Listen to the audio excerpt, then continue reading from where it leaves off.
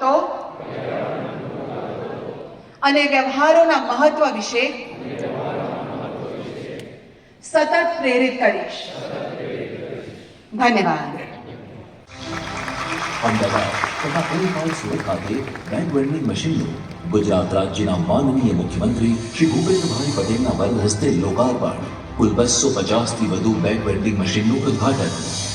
ગુજરાત પ્રદૂષણ નિયંત્રણ બોર્ડ દ્વારા ભરૂચ ખાતે પ્રાદેશિક કચેરીનું લોકાર્પણ કરવામાં આવ્યું છે, જેનાથી જીઆઈડીસીના અનેક નાના મોટા એકમોને તેનો સરળતાથી લાભ મળી શકશે. ગુજરાત પ્રદૂષણ નિયંત્રણ બોર્ડની અમદાવાદ શહેર ખાતેની પ્રાદેશિક કચેરીના ભવનનું ખાતમુહૂર્ત. જીપીસીબી દ્વારા ઝડપી દેખરેખ, કાયદાના અમલીકરણ અને પ્રશ્નોના ઝડપી નિવારણ માટે મોરબી પ્રાદેશિક કચેરી. વિશ્વ પર્યાવરણ દિવસની આપ સૌને ખૂબ ખૂબ શુભેચ્છાઓ પાઠવું છું.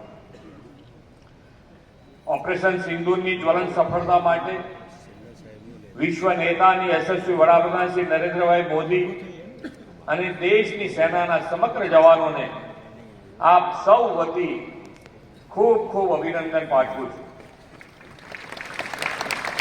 આજે આદરણીય વડાપ્રધાન શ્રી રાષ્ટ્ર રક્ષા સાથે પર્યાવરણ સુરક્ષા માટે પણ સદાય પ્રતિબદ્ધ છે. ઓપરેશન સિંદૂરથી તેમણે વિશ્વ સમક્ષ ઝીરો ટોલરન્સ અગેન્સ્ટ ટેરરિઝમ ની નીતિ સ્પષ્ટ કરી દીધી છે. આજે વિશ્વ પર્યાવરણ દિવસે વડાપ્રધાનશ્રીએ એન્ડ પ્લાસ્ટિક પોલ્યુશન નો સંદેશો આપીને પર્યાવરણ સુરક્ષાની પ્રતિબદ્ધતા દર્શાવી છે. આદરણીય મોદી સાહેબ એવા વિઝનરી લીડર છે કે તેમણે દેશ અને દુનિયાને પર્યાવરણ રક્ષા અને કુદરતી સ્ત્રોતના સંવર્ધનનો હંમેશા આગવો માર્ગ ચીધ્યો છે. વન સન વન અર્થથી રિન્યુએબલ એનર્જી, કાર્બન ઉત્સર્જન ઘટાડવા માટે નેટ ઝીરો, પર્યાવરણ પ્રિય વિકાસ માટે ગ્રીન ગ્રોથ અને ધરતી માતાને હરિયાળી રાખવા માટે એક પેડ માં કે નામ જેવા દિશાદર્શક સફળ પ્રયાસો વડાપ્રધાનશ્રીએ આપણને આપ્યા છે.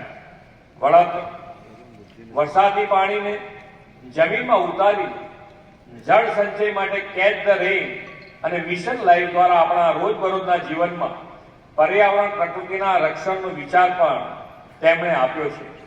હવે આ વર્ષના વિશ્વ પર્યાવરણ દિવસથી વડાપ્રધાનશ્રીએ પ્લાસ્ટિક પ્રદૂષણના અંતનું આહ્વાન અને રિડ્યુસ, રીયુઝ, રિસાયકલ અને રિકવર એમ 4 આરથી પર્યાવરણ રક્ષાનો મંત્ર આપણને આપ્યો છે. હમણાં આપણે ફિલ્મ જોઈ તો શરૂઆત જે